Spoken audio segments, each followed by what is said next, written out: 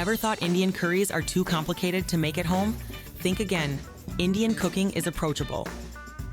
Even for beginners, you can start with just a few simple recipes. Try a chicken curry that's easy. It's full of flavor, cumin seeds popping, turmeric bright yellow, and garam masala gives an aromatic punch. If you seek comfort, try a lentil dal tadka.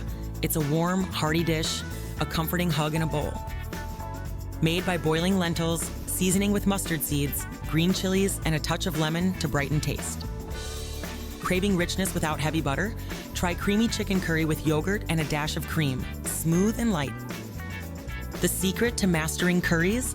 Balance the spices and take it step by step. No need for every spice. Just grab turmeric, cumin, garam masala, and start cooking authentic Indian flavors right in your own kitchen. You'll be surprised how delightful and doable it is to bring the spice trail treasures to your table. Please share, like, and subscribe.